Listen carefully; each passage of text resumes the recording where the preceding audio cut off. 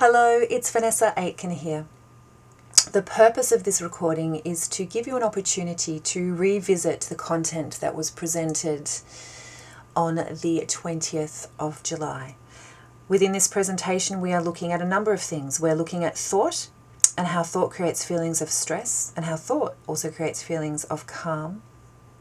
We're having a look at perspective and how perspective and thought often work together to create stress, worry, and anxiety. And thirdly, we're going to have a look at well-being. What is it, and how can you access your own internal well-being and resources so that you feel well and happy? The majority of the content presented in this document comes from a man, the teachings and understandings of a man called Sydney Banks. Sydney Banks was a teacher, philosopher, and theosopher whose work greatly changed the way many psychologists, psychiatrists, and counselors work with their patients. Sydney Banks is very well known in the US and the UK, and his understandings and teachings are starting to emerge within Australia. So I'm really pleased to be able to bring this information to you.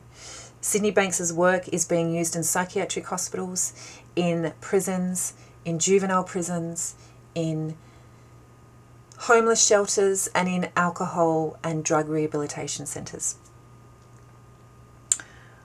So his understandings and his teachings are not mainstream, but they are incredibly powerful, and they are growing in popularity because of their power. So in the last presentation that I did in term 2, you'll remember that we spoke about the two models of stress. The top one being the outside-in model.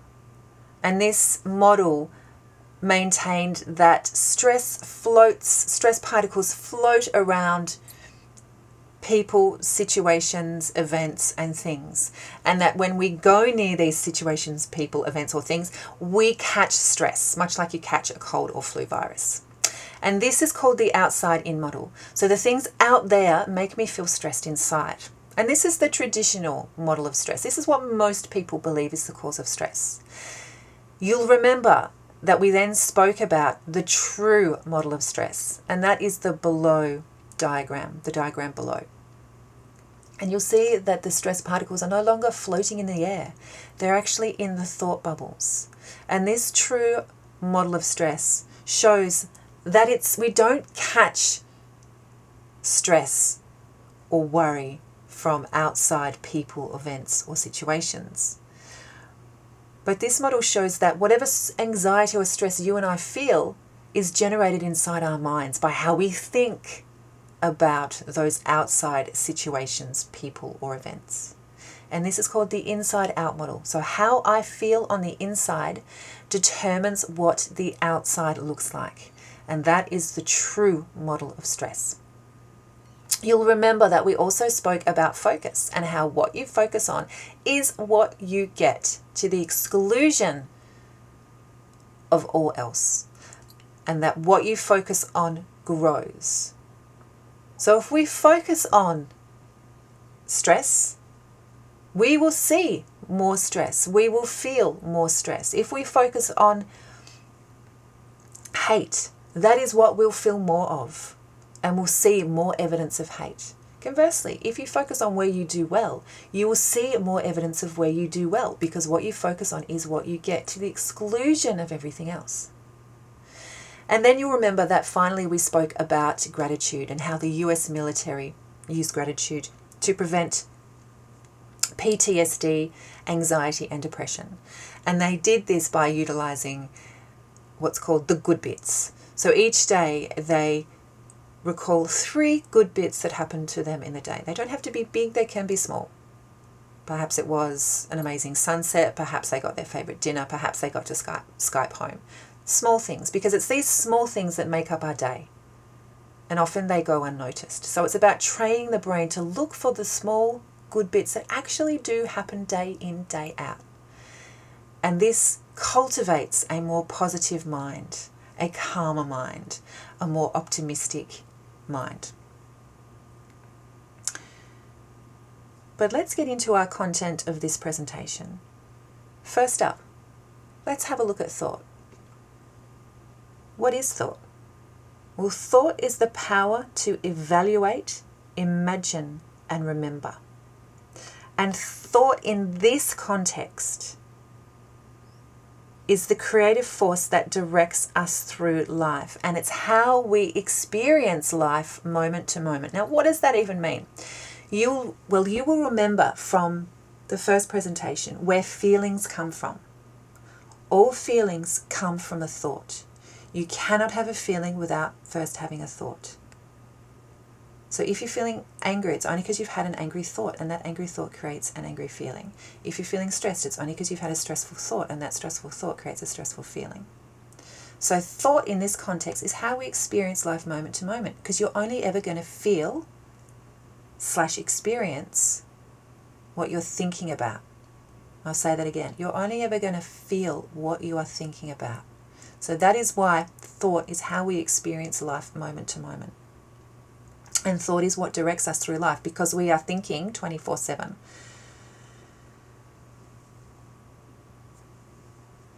So thought can make life seem absolutely fantastic, and thought can make life seem absolutely horrible with a capital H. Because whatever we think, we feel. And whatever we feel, we experience. And only you are responsible for your thinking. The good, the bad, and the downright ugly. So if we are in charge of our feelings, why isn't it all happiness, sunshine, and rainbows all the time? Well, it's because even though we were designed to be thinkers, thinking can sometimes get us lost. And sometimes we can hook into or get stuck amongst our thoughts. So we're going to have a look at some ways that you can get unstuck, and so that you don't get so lost in your thinking, and so that you can create some more calm in your life. And we're going to do that first up by having a look at the thought cycle. Now, you know that feelings come from thought, and you know that feelings create your experience. But how does that work exactly? Well, how it works is you have a thought, and that thought creates a feeling. And then that feeling creates a behavior, and that behavior results in an outcome or a result. And that result that leads to another thought, which leads to another feeling, which leads to another behavior, which leads to another result, and on and on and on and on that cycle goes. Now, sometimes that cycle can work to our advantage, and it will be a positive thought cycle. But when we're stressed and anxious and worried, we have entered into a negative thought cycle. And it can go round and round and round and round, and we can get really lost in that thinking. And we can get hooked into the thinking. I'll give you an example. So you might wake up in the morning and you think, oh man, I didn't get all of my homework done, and I didn't do enough for that assignment. It's not going to be good enough, and I'm going to look like an idiot, or whatever thought you have is going to result in a feeling, which might be anxious, it might be stress, or it might be that you're worried. But what happens is when those feelings and thoughts go undetected, you end up having a behavior, maybe not asking for help, or perhaps handing an assignment in late. And that behavior is going to have a result, perhaps getting a poor mark or getting even further behind in your subject, which then creates another thought of, oh, I'm hopeless. I knew this would happen. Why don't I plan properly? Which then creates another feeling of maybe hopelessness or overwhelm, which then creates another behavior of, that's it, I give up, I'm not doing anything. So you do nothing, you procrastinate, which then gives another result, which is getting even further behind, etc., etc., etc., and on and on and on and on and on that negative thought cycle goes. So we'll review that again. You have a thought which creates a feeling, which creates a behavior, which creates a result. So what do we do How do we stop this negative thought cycle from impacting us and making us feel overwhelmed and stressed and anxious? Well, there's a couple of ways. First up, you can monitor your feelings. Our feelings are a barometer for our thinking. If we're feeling off, it's a good indication that our thinking is off too. Bad or negative feelings are usually a sign to step back and clear your mind. New thoughts will always come along and bring new feelings with them. And understanding your feelings and what creates them is crucial to your well-being. When we feel better and have better thoughts, we regain our perspective on life, and we can see more clearly and find the answers or solutions that we need. Another way to stop bad thoughts and feelings and the negative thought cycle from continuing is to focus on your internal spark. Now, this internal spark is also known as your intuition. It's known as your gut feeling, wisdom, or that wise part of you, common sense, inner intelligence, can also be known as instinct, or maybe it's just known as, your gut. And everyone has this spark. Everyone was born with this spark inside us, giving us the capability to be successful. And everyone has the inner quiet, calm, and brilliance to achieve amazing things. And this is your spark. You see, no one is broken. No one is damaged. And this spark is always there, underneath the surface waiting. And this spark can never be stolen, ruined, or taken from you. It is always just one new thought away.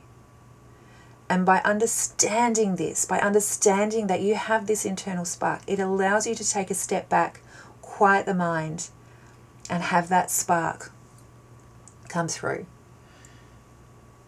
You remember that I gave the example of Einstein. So Einstein never came up with any of his theories, never came up with any of his genius when he was sitting at his desk. He said that he had these sparks of creativity and genius when he was quietly sitting in front of the fire, smoking a cigar, or walking, be good if I could speak, walking his dog. It's in those quieter moments that our spark can come up and give us the answers that we need. Give us the ability to problem solve. And there is only ever one thing that gets in the way of you being able to see that spark. And you guessed it, it's thought. We all know that we think it hardly seems amazing, right? But what we often don't realize is that we get tricked by our thinking. And it's when we get tricked by our thinking that we get stressed and anxious and worried. The reality is you're only ever going to feel what you're thinking about. And if you're spending a lot of time thinking negatively, you're going to spend a lot of time feeling really negative. And the longer time spent thinking negatively, the worse and worse it gets. It snowballs. And there's a reason why that happens. And there's a reason why sometimes it feels tricky to get in contact with your spark. And the reason why the more time we spend thinking negatively, we feel worse and worse, is because we've entered into a thought storm. Now, I'm going to introduce you to thought storms in this next video. This is us when we're born. Each and every one of us is born happy. And we're happy for the first few years of our life. Think about it. Have you ever met a 2-year-old who's held a grudge because their friend pushed them over? No way. 2 seconds later, they've moved on and they're playing happily together again. Do you think the 2-year-old felt angry? Of course she did. She had an angry thought. But she just let it pass and she didn't hold on to it. In fact, all children do something that we don't do so well the older we get. When we have thoughts as we get older and things happen to us, we tend to hold on to our thoughts. For example, the first time someone told me they didn't like my picture, automatically I thought, I can't draw. Or what about the time I didn't get into the school musical because of my dancing? I made it mean I can't dance. And ever since then, I really can't dance. Or the time I totally stuffed up the test, even though I tried really, really hard. I'm terrible at maths. And if I'm bad at maths, I'll never get the ATAR I need and I won't get into uni.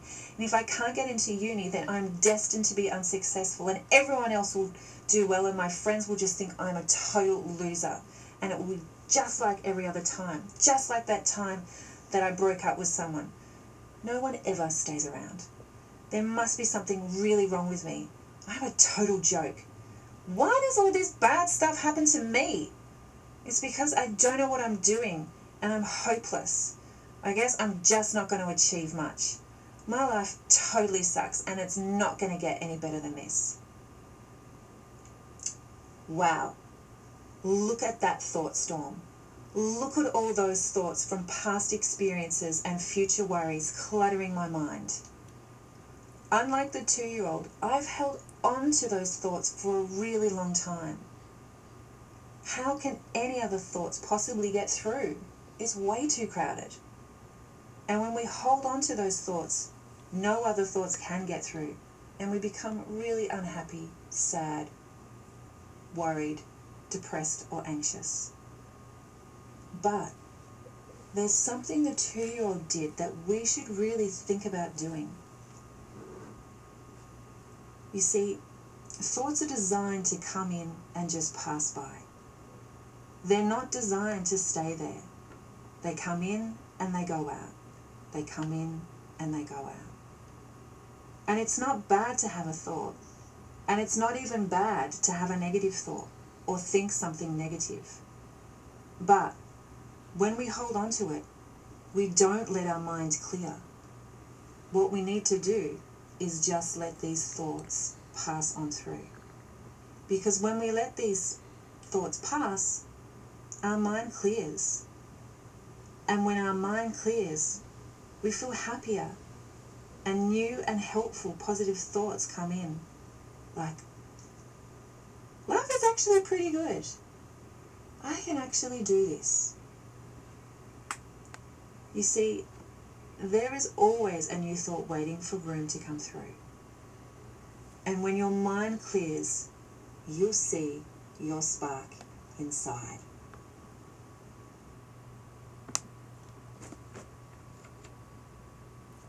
Okay.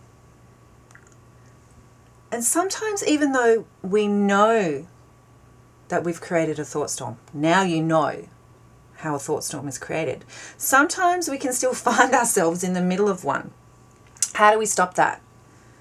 Well, we do that by using a full stop. So rather than having a thought of, that wasn't very kind of me, what tends to happen is we'll have that random thought pop up, that wasn't very kind of me. And then straight away we'll follow it up with, yeah, that wasn't very kind of me. I'm not very kind. I should be like Sophie. Sophie's really kind. She's lovely. Everyone likes her and she's so sweet and she's so good at everything. She's really good at maths. I'm terrible at maths. I'm not very good at maths at all. In fact, I'm not very good at science either. I'm hopeless at bio. I cannot do this assignment at the moment. I really can't do it. I can't do it. And I think I'm going to fail. If I fail, I'm not going to be, my parents are going to be so disappointed with me. They've spent all this money at this amazing school and oh my God, I'm such a loser. Whoa. All of that from one thought of, that wasn't very kind of me. It's really easy to go from one thought to 20 other thoughts behind it and feel overwhelmed. The way to stop that is with the initial thought. That wasn't very kind of me. full stop. Literally say to yourself, full stop. Insert a full stop. So that wasn't very kind of me, full stop. Not that wasn't very kind of me. Yeah, I'm not very kind. I should be like, Sophie's lovely, blah, blah. No, that wasn't very kind of me, full stop. Or I'm going to be late, full stop. Not I'm going to be late. I don't want to be late. I don't like being late. It's rude, and I don't want people to think I'm rude, and they'll just think that I am, and then I'll get in trouble, and I don't want to do that. And no, I'm going to be late, full stop. Or I don't like this, full stop. Not I don't like this. She knows I don't like this. Why is she giving this to me again? Is she doing this to annoy me? She is so annoying. She knows this and she's doing it on purpose. Why do I have to have a mum like her? Mum knows I don't like this. Why is she doing that? Oh, she's doing it just to annoy me. She's just the worst mum. I can't stand her. No, I don't like this. Full stop. You can see the power of a full stop. It prevents you, stops you in your tracks from going down into a thought storm. Because it's the thought storms that create the worry. It's not the original thought. The original thought in itself is quite fine. But it's when we judge and we analyze that original thought that we go into a thought storm. So start using a full stop. It is incredibly, incredibly powerful. So now you know about the power of thought. You know about the thought cycle and why we sometimes get tricked into a thought storm. But now you know how to get out of a thought storm. Monitor your feelings. If you're feeling sad, well, it's an indication that you've got some sad thinking. If you're feeling negative, it's an indication that you've got some negative thinking. Step back, focus on your spark, and use the full stop. Using the full stop will allow some space and it will quiet your mind so that your spark can come through, so that your problem-solving abilities can come through. And so that new feelings of calm and perspective can come through. So perspective. What is perspective? Well, perspective is the ability to see clearly. And in this context, it also gives us the ability to be aware of our thinking and how we experience life. Now, think about it. If you're asleep, you're not conscious and mindful of someone perhaps having a party next door, or you're not mindful of your thinking when you're asleep. So you're not aware of your thinking. Okay? So perspective gives you the ability to be aware of your thinking and how you experience life. And perspective can make whatever we think seem very, very real. And perspective goes up and down all throughout the day. When we have a high perspective or awareness, we're not likely to get tricked or fooled by our negative thoughts. And when our perspective or our awareness is low, there's a much greater possibility to get tricked by negative thoughts. You see, perspective is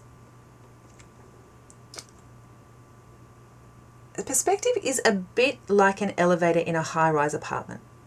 The elevator goes up and down all day, and it visits different floors. And depending on what floor it visits, it gets a different view of the world. So when the elevator is in the basement, can't get any lower than the basement, it looks cold, damp, dark, and depressing. But then the elevator of awareness will go up, and it will go up to the 5th floor. And from there, it's got a better view. You can see off into the distance. The room looks a lot cleaner and brighter. And when you think about the basement and having just been in the basement, it doesn't seem so bad because you've got an alternative perspective. Then when you go up to the penthouse, it's like, whoa, this is amazing. Check out the 360-degree views. That is phenomenal. I can see everything so clearly. And I can see for miles and miles. And you feel on top of the world. And you see that the basement isn't such a bad thing. Because we're all designed to go to the basement. It's normal and it's natural. We're designed to go there from time to time. But what happens is when we go down to the basement and the elevator door opens, rather than staying in the elevator and waiting for it to go back up to a higher floor, we step out into the basement. We have a little bit of a look around and we feel freaked out by being in the basement. We don't like it, and we decide that we need to try and change it and we need to try and fix it. And we will spend a whole lot of time thinking, why am I here? Oh, I've got to get rid of this. I've got to get rid of this. There's cobwebs over here. There's, water over here. I've got to get rid of this. And the longer we give energy and try and clean up the basement, the longer we stay in the basement. So the longer we feel like crap, the longer we feel stressed, feel anxious.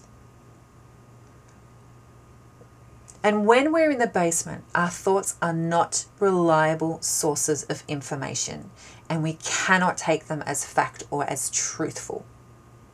Because if we listen to our thoughts when we're in the basement, we will feel really bad.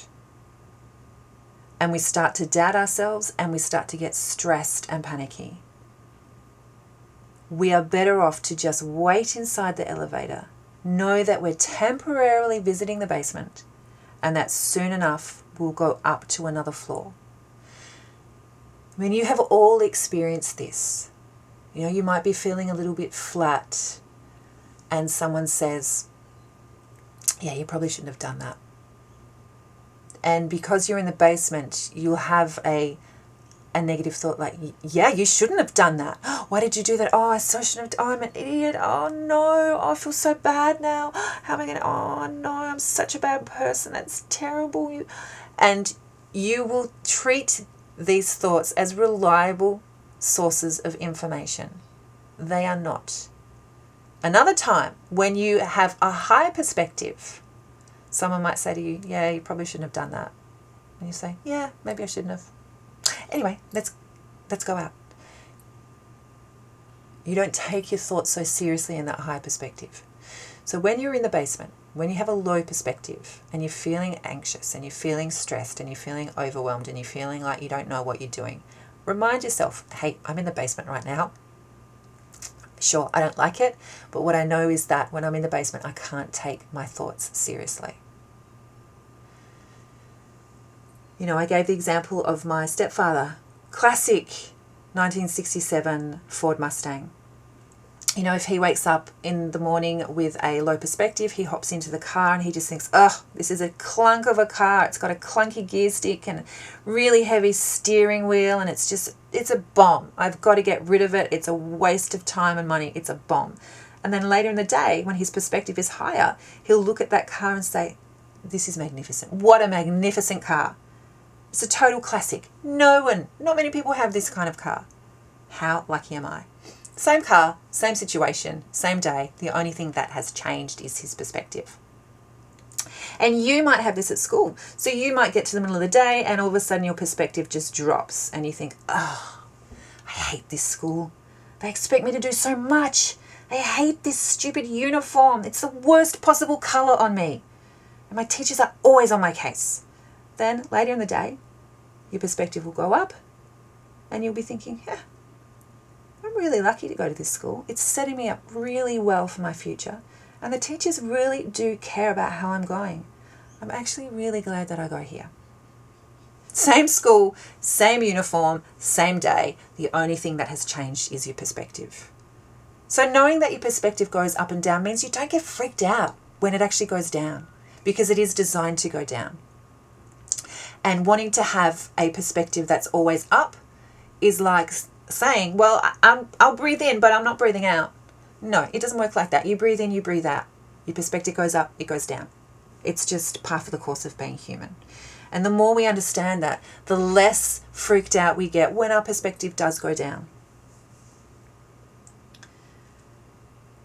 Even if you can't let go of the thought or the feeling that's associated with that thought, just by being aware or being conscious of this understanding, it's really helpful in producing a different experience and a different result. When you begin to understand that you can't control your thoughts, that they come in and they go out, you will tend to be kinder to yourself as a result. As I was saying, we have between 50 and 100,000 thoughts in a day. They're not all going to be great thoughts. You can't control them. But what you can do is choose whether to invest in them or not. And that means going either into the basement and looking around and looking in every corner, or staying in the elevator and waiting for perspective to go up. It's about having that random thought of that wasn't very kind of me and putting in a full stop, or saying, yeah, that wasn't very kind of me, and encouraging a thought storm. So that's perspective, up and down all day. Well-being. In this context, we're going to have a look at emotional well-being. In my experience working with people, well-being and self-esteem are really closely linked. And self-esteem is having the confidence in your own worth and your abilities. And it's something that we are all born with. Every single one of us is born with it. You know, you don't see babies who question if they're crawling properly or, oh, is my burp as pretty as hers? No, they just think they are absolutely fantastic. They have amazing self-esteem. And self-esteem is also the spark that resides within us. And this spark is the source of our well-being. And to say that you don't have well-being or that spark inside you is like going outside and saying, well, I only see grey clouds, therefore the sun doesn't exist anymore. Of course the sun still exists. It's always there. It's just momentarily obscured by clouds. When the clouds move, the sun comes back into the foreground and it shines again. And your spark and your well-being is just like the sun. It's always there. It's just that sometimes thoughts cloud that well-being from coming through. And as you know, there's only one thing that stops the well-being from coming through, and that's thought. It's not what people say about you, what grades you get, what you look like, or how many friends you have. That doesn't stop your spark from shining through. What stops your well-being from shining through is thought. Thought is what creates all of your insecurities. Thought is what creates all of your stresses. And thought is what creates all of your self-doubt, and all of my self-doubt, and all of my insecurities, and all of my stresses. So how can you shift this when you're not feeling great and it feels like your well-being has done a runner on you? Well, you can remind yourself, I'm just feeling my thinking, and my thoughts are not reliable right now. You can remind yourself that this thought is like a cloud. It will pass soon enough. If I don't invite others in for a thought storm, it'll pass soon enough and another thought will take its place. And another feeling will take its place. And you can ask yourself, I could choose to feel stressed right now, but what else could I think that would be more helpful? So I could choose to feel this way, but what else could I think that would be more helpful right now? And your brain will have no option but to start coming up with solutions for you. And the other great thing about this question is it makes you realize that what you're thinking and feeling is a choice. And it starts to redirect your brain to look for other emotional states of being or thinking. Reminding yourself of these points and asking this last question will steer you back into emotional well-being, and you won't take your thinking so seriously. So in summary, your thinking causes all of your feelings and experiences, or how you respond to situations. Get to know your thought cycle. Monitor your feelings. Focus on your spark. Know that when your perspective is low, so will be your mood. And your thoughts will not be reliable in these moments. But if you wait a bit and allow the thought to pass through and use the full stop, the elevator will go up. And so will your thoughts and moods. And you'll be on a happier, brighter floor. this brings us to the end of the presentation. I hope that you've got even more than what you did the first time. And a deeper understanding will be gathered each time you revisit this presentation.